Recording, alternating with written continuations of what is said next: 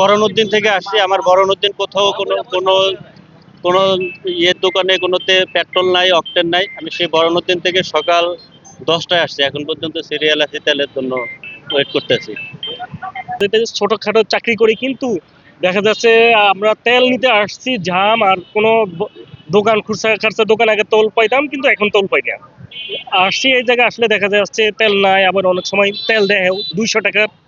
এই হইলো অবস্থা। আমরা মানে পুরো একেবারেই অনেক কষ্টের ভিতরে জীবনযাপন করতেছি। তাহলে আসলে আমরা কোম্পানির চাকরি করি, কিন্তু আমাদের এখন কিছু করেনি না বলতেছে। আমাদের RSM এর বলতেছে এখন কিছু করার নাই। তারা বলতেছে দেশের পর্যবেক্ষণ যেটা এরা যেভাবে চলতেছে এভাবে তোমরা এখন করতে হবে, এর কিছু করণীয় নাই। আমরা আসলে আছি এখন, আমরা নিম্ন শ্রেণীর লোক, যেটা মধ্যবিত্ত ভাবে জীবনযাপন করতেছি, কিন্তু আমরা তেলের কারণে এখন আমরা অনেক সমস্যার ভিতরে আসছে। আসলে এটা আমাদের মাননীয় প্রধানমন্ত্রীর দৃষ্টি, হ্যাঁ, রিক্সা ভাড়া এবং সবকিছু এখন মানে একটা হজবরল অবস্থার ভিতরে পড়ে গেছে দেশটা, পুরো দেশ মানে মনে হয় যেন তেলেরই সংকট। মিনিট দাঁড়ায় আছি, 45 মিনিট পরে তেল পেলাম।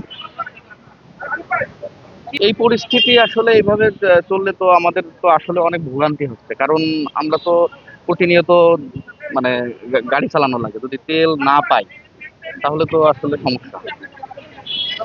এটা থেকে আসলে আমাদেরকে মানে কিভাবে সরকারের উচিত যে এটার একটা থেকে সুষ্ঠু মানে করা, যেভাবে থেকে স্বাভাবিকভাবে যেন তেল পাওয়া যায়।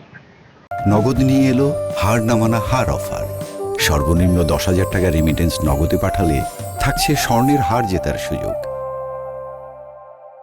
মানে জ্বালানি তেলকে কেন্দ্র করে যে একটা সংকট অবস্থার সৃষ্টি মানে কৃত্রিমভাবে তৈরি হচ্ছে বা মানুষের যে আতঙ্ক সৃষ্টি হচ্ছে, সেটা যেন না হয়, আমরা আমাদের বিজ্ঞ জ্বালানি ম্যাজিস্ট্রেট মহোদয়ের নির্দেশনাক্রমে নিয়মিত টহল অভিযানগুলো চালাচ্ছি। এমনকি কালকে বন্ধের দিন ছিল, সেদিনও আমাদের টিমগুলো সারাদিন তারা বিভিন্ন উপজেলা ভিত্তিক বা জোন ওয়াইজ কার্যক্রম চালিয়েছে এবং জনমনে স্বস্তি ফিরিয়ে আনার চেষ্টা করা হচ্ছে।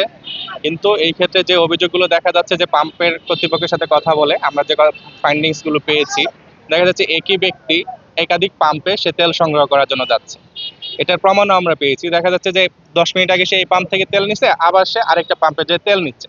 এতে দেখা যাচ্ছে একই ব্যক্তি কিন্তু বারবার সে তেলটা সংগ্রহ করার চেষ্টা করতেছে, এতে লাইন যেটা আছে বা বিল যেটা সেটা লেগে থাকছে। কিন্তু প্রকৃতপক্ষে অবস্থা আসলে এরকম না।